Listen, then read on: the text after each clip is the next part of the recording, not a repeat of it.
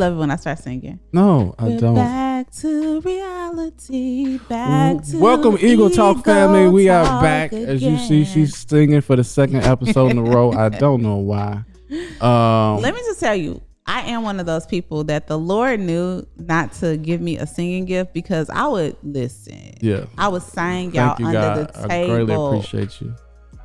that I couldn't sing. You happy that I can't sing? Yeah. Okay. All right. Anyway, haters gonna hate. Anyway. It's all good. What up, Eagle Talk fam? It's your girl and your boy. I'm here. Team Lewis here with another episode that was inspired by our producer. We cannot wait to share it with you. Yeah. What's happening, y'all? Hope y'all doing well. I don't know. I check in this week. We don't know. We're moving it fast forward as usual, getting stuff the done. check-in is that we are here consistently. We are here consistently. consistently. Nah, for real. We just celebrated our anniversary. We did. Yep. We are done traveling for summer. Kind of, sort of, a little bit. Yeah. About 4 weeks. Kind of, sort of, a little bit done traveling for summer. And let me tell you y'all that's something that's so funny. And it's not funny, and I'm nowhere a proponent for this, but let me just tell you, teenage pregnancy. I had my baby when I was 19. I'm that older. I'm that mama. Like all my friends got their 4-year-olds. Yeah. You know what I'm saying? Like they figuring out daycare. Like we on the countdown. Cameron gonna be 11 this year. We got 7 years. I was talking to our cousin Jason, and he was talking about. He said, "How was your vacation?" I said, "Oh, it was good. We about to go back again. You know, on Saturday." He was like, I don't know anything about that life. Yeah, because it's stressful. My kids are 5 and 2. I was like, oh man. Listen, I remember, we went when Cameron was 1.5. We went to Atlanta, and let me just say, Atlanta. I have not been back to Atlanta because y'all airport wore me out. Like by the time I got through the Atlanta airport, took all the 8 trams. And to get everywhere, I was done because I had an infant, a toddler. My mama was in a wheelchair, and little Corey was oblivious to life because he was about 12 then.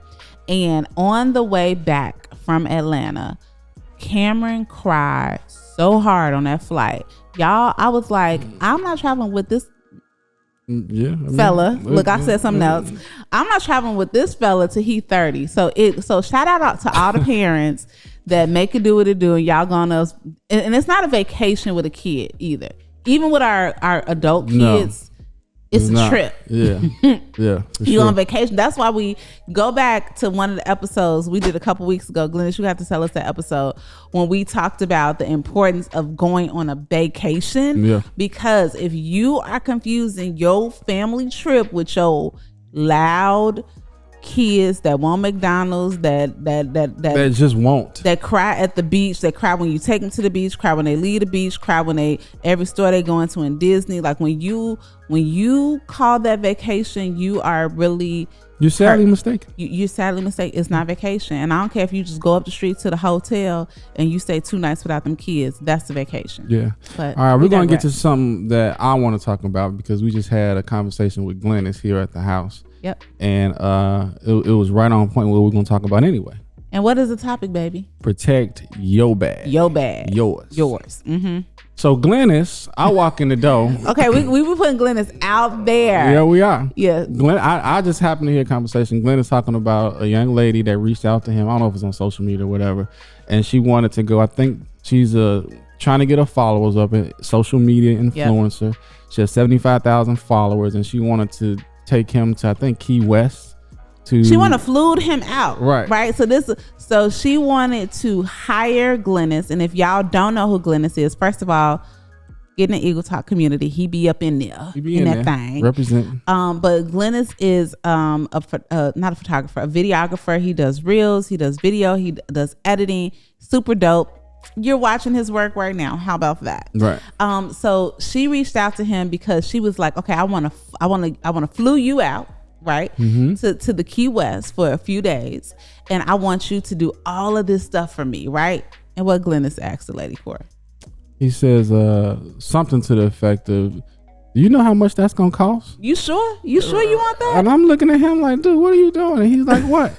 I'm like, "You can't." Wait, no. What? He like, what? She was a single woman. I'm just thinking like it just probably was. I know what it was gonna cost, how expensive it was gonna be, and I just didn't want her to put herself out there.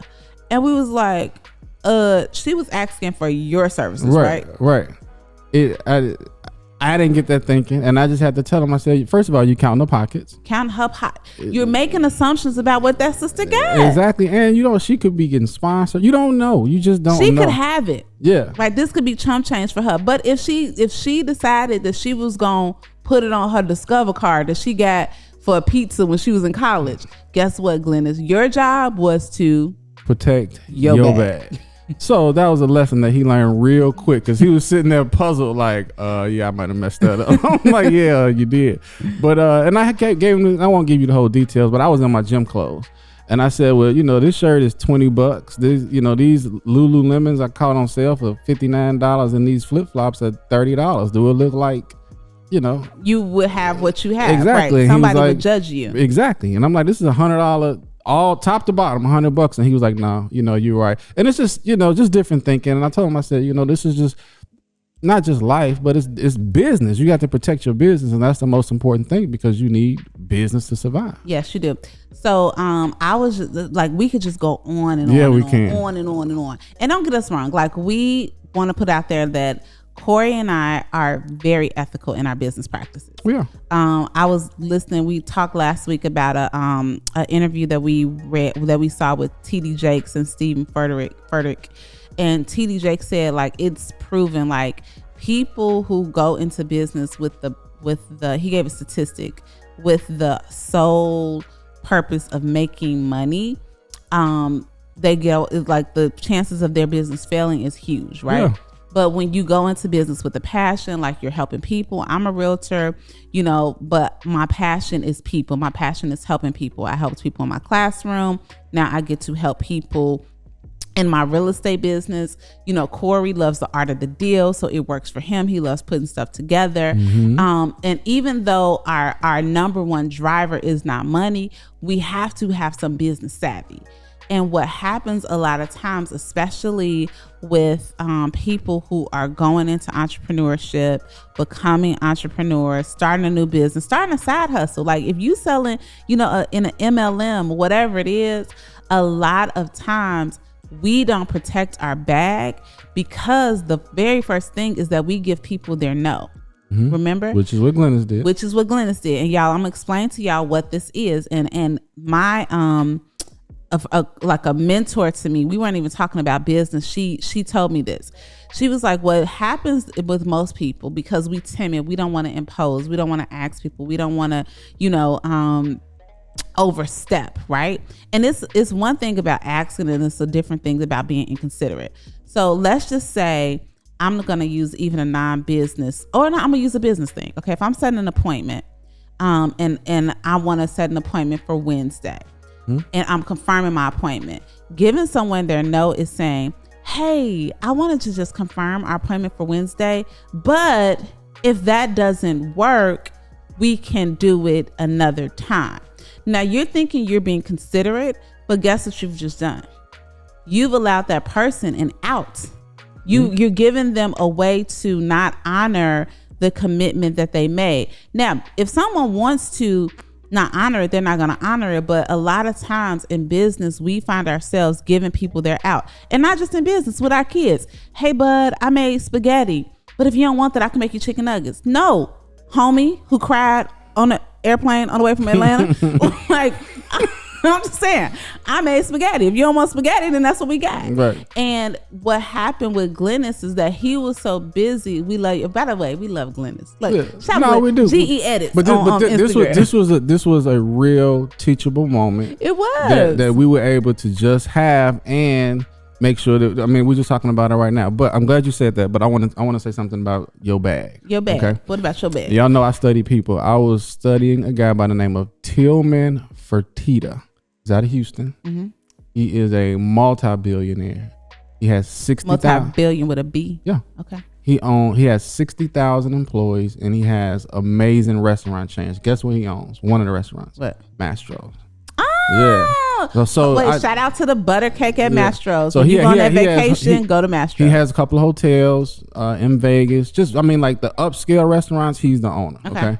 So some kind of way I discovered him about 2 nights ago on YouTube when I just watched back-to-back episodes, and he had a common theme. And his theme was, I'm always the bull. I'm always the bull in the room. I'm always the bull in business. And not like bullying, but he's going to be the one who pushes. The one who pushes. He's going to be better than everybody. He's going to outwork everybody. He's going to research everybody. Just his team he hires is going to be better than everybody. And I recently, this is 72 hours ago, but switched my thinking to that, right? I've always been, I don't want to say passive aggressive, but I can kind of figure it out along the way and get the result. Yeah. His thing was, he is the bull, right? And that's what, Glennis, I want to make sure, and our viewers, I want you guys to have that mentality when it comes to getting your bag. Yes. Don't be passive aggressive about getting paid. Listen, okay. Hold on. Okay, I'm gonna give you another one. Did my haircut today. Now my First of all, hold on. What? Kudos to my barber. It's something about a man when he get his haircut. Thank you very much. And I remember you telling me, y'all know me and Corey, we be talking. He told me that he was going with a girl in 3rd grade. Remember the girl? Katisha Stipe. Okay, Katisha. And she passed. She passed away. So Katisha, rest in peace. So he said that Katisha was his girlfriend in 3rd grade, but he was getting his haircut every 2 weeks. And on a week he had a haircut, she would go with him, but then she would break up with him on that off week. That's a true story. But you know what, Katisha, God rest your soul, girl. I appreciate what you did there, because you left it for me, baby. But keep going. All right, so I'm getting my haircut today, and if y'all don't know, follow Razor Focus on Instagram. His name is Rob. That's my barber. He cuts probably half the Cowboys, and a lot of these. I found out that a lot of the NFL guys come here for training because of the facilities that they have here. And it's a Michael Johnson facility somewhere in Frisco that they come train to. So a lot of guys all over the NFL and NBA come here for training. So anyway, we're talking today, and he is $40 a haircut. He's in a private suite, and when he is not cutting there, like after hours, he charges $150 a head. Mm-hmm. So me having my barber knowledge with the barber school, we're talking today. And then he was like, he made something to a reference. I said, you know, your business is increasing, making a lot of money. And I said, probably by next summer, you need to do a price increase. And he was like, yeah, you think? I said, yeah, because think about it. You're getting $150 a head outside of here. Right. Like he'll have somebody on a Friday, a football player going to a club, and they'll call him and cut 8 heads at that person's house before they go to the club. So it's a better use of your time. 100%. He cut Nelly for like $400 like 3 weeks ago at the Neo Soul thing, wherever he was at. So I'm telling him, like, yeah, $40 is not gonna cut it, bro. You shouldn't be cutting your clippers on for less than $50 a cut. And his thinking, he was not that he's a big thinker, but he was evolving. As we were talking through it, at the end of the haircut, he was like, man, thank you for getting that information to me, because I need to value myself more and my business more. So that goes into, we came up with 3 steps, baby. You just rolled us into the first steps of what gets in the way of us protecting your bag, right? And the first thing is that we devalue ourselves, right?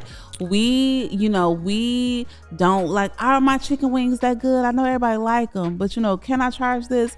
Do I need to cut my commission in order to play at that level? We forget that and we did a podcast on this a couple while ago, you are doper than you think you are. Yeah. So you never know until you go for it. And kudos to the people that go for it, because here's the thing, like, I was just talking to a few realtor friends, and one thing that we said is that, one girl she asked me about when I am working with a higher dollar amount listing, do I discount my commission? And I said, that's not a business practice of mine. And it's not a business practice, because even if I'm dealing with someone who's buying and selling homes that are, triple, quadruple the cost of my house, that does not mean they're more valuable than me, right? That does not mean that I'm not going to bring value to the transaction, right? And it does not mean that they're more valuable than my clients buying at $300,000, right? My what we charge is what we charge, like what we agree on, but I'm not going to go in and discount myself, because I think that that's me coming in saying, you know what, I'm not protecting, not necessarily, not just my bag, but my worth, right? Yes. So that's definitely something, is that we cannot go into it not believing that we have the sauce. I'm gonna play tails right here. Okay. The exact opposite. I got a house on the market right now, a rat box, right? Brick 3.2 needs $100,000 for work. I did not have, when I bought it, I just bought it and put it on the market. I didn't have a realtor in Tyler. So I found a realtor in Tyler, and he went to the house, and I said, I want to list it for $115. Okay. Mm-hmm. He calls me back and said, yeah, I can list. He said, I know this is our first time doing business, so instead of listing it for 3%, I'm gonna list it for 1%. I said, okay. You know what I'm saying? So it's exact opposite of what you know. Exactly. He gave you his no. Right. So because you were totally prepared to pay him his number for 3%. But because he made up in his mind that he wasn't good enough, or the house wasn't, you didn't have enough profit, you know, whatever it is, he made the decision for you, which gave you an out, and he did not protect his bag. And me being in business, I know that I just saved myself $2,300. Yep. Okay, which leads to the second reason why folks don't protect their bag. That was a great example. Is that because a lot of times we're not protecting our bag because we're putting their thinking or our thinking on other folks. Okay. I'm gonna give you another, business thing. Me coming into this isn't even business, but I'm gonna share it. When I first moved to Texas, right? I got a job teaching at an elementary school in Isabel. The elementary school was Isabel in Frisco. It's a very affluent community, and it was very different than any environment that I've ever taught in before. Mm-hmm. We were from Chicago, South Side. In Chicago, now that I'm in Texas, I realize just how segregated it really is. Like you didn't have students on the private jets for summer trips. Well, I didn't have students that looked different. Okay. Like all the students that I had truly taught up until that point were minority, right? And here I am, and I'm at this, I had that first week of student or teacher orientation, and I am one of 2 African Americans on the staff, and everyone was super nice and super welcoming, but like my guard is up, right? I'm like, oh, when they gonna get me? Like when the hammer, like when am I gonna figure out who they really are, right? Because I'm bringing my thinking to the situation. So, and it didn't happen. So, and we were at Meet the Teacher night, and I just feel so much anxiety. At this point, I've been teaching over 10 years, but I was just so fearful about when all of these families, when these parents come in and they see me here to teach their children, what are they going to think? Because I've seen some horror stories where people want to pull their kids out of the class because it's a Black teacher. And I remember going into, shout out to Kelly Morris. Look, I'm going to call your whole government name. She was my co-teacher at the time. And I literally, I was trying, how you try to be diplomatic? Y'all, I walked into her classroom maybe 10 minutes before Meet the Teacher. And I was teary, right? And I was just like, look, I just need you to shoot me straight. When these white folks, and I just had to tell them, when they walk into this classroom and they see me, is it going to be a problem? Right? And Kelly looked at me with such sincerity, and she was like, Rosemary, and her son Carter was the same age, or is the same age as Cameron. She said, if I walk, just for what I know about you, being with you this week, how qualified you are, how passionate you are about these kids. If I walked in to Meet the Teacher and you were my son's teacher, I would be elated, and they will be too. And if they are not, that is not your problem. Right. That's what she said. And she was like, and our principal's going to have your back if anybody has any backlash. And when those folks walk into the room, to this day, there are parents that walked into that room. They brought flowers. They see me on the website, and they embraced me. And that is when I was like, okay, I could have ruined this for myself because of the thinking that I brought. And the same thing that we do with our clients. If you think that they can't afford it, or if you think that someone's not gonna, or if you wouldn't pay this, right, for a service or something like that because your financial situation looks different, you can kill not only your bag but your confidence because we're bringing our thinking and putting our thinking on somebody else when that's not our job to do. And if they are thinking that, though, here's the thing, that's also not your problem. Because if you value yourself, if your number is your number or your process is your process, then that's your process whether they agree or not. No, I totally agree. And I remember that situation, talking to you about it at night. Yeah. You being nervous about it. I remember that vividly. So I'm glad you shared that. Yeah. No, that was deep. And that is something that I think a lot of us battle with internally. You know, I remember going on listing appointments. You know, clearly the folks look different than me, but I'm gonna show up and I'm gonna be Rosemary. Like I couldn't go there and be anybody different. So. All right. So the last one we'll share with you guys is number 3, and they are too busy looking at other people's bags. Ooh. I had a conversation with a friend of mine just yesterday that is going through some stuff. He's coming out of it, but I told him, I said, you know, right now you probably need to turn the world off. You know, stop scrolling, stop looking at all these people spending money, going on vacation, and just focus on you and getting your life and situation together. And that I've noticed causes it almost like a depression. Oh yeah. You know, like watching people make moves in life and you're stuck, or you don't like your job, or whatever the case may be. Or you making moves, but your move, you ain't. It seems like you're not moving as fast as they moving. You know, I think that's what's even worse. Right, it was a lateral move, right? Yeah. They moving up and you moving, you know, to the next whatever. But I think that's important, and I even had to do it. Yeah. You know, I won't really call it imposter syndrome, but it'd be imposter syndrome. It's okay to call it that. Well, if it is, I'll do that. If it is, I just know how to just focus on me and really get dialed in on me. But I think that, you know, I don't know who it was that was talking about. It wasn't Kevin Hart, but they were talking about looking over the shoulder or looking over the fence at other people's money and what they're making, you know? We just watched that together because they said, like, I'm not looking at your grass because I'm too busy mowing my own. And that is huge because for so many reasons, but one reason is that, and TD Jake said this, is that we all don't start with the same. Yeah. You know what I mean? So how can I look at another realtor and compare where they are today, and they started in a business with a daddy who's a developer, right? Yeah. Or let's just say they didn't, because somebody will say they're lucky. Just because their daddy was a developer don't mean that they worked their butt off. Right. Or they started with a different work ethic that I had to learn, right? I'm just or they just might be started 3 years up before you. Yeah, whatever that looks like. But what happens is we so busy looking at what they're doing and how they're doing it and how they're using their talents and their gifts that you over here.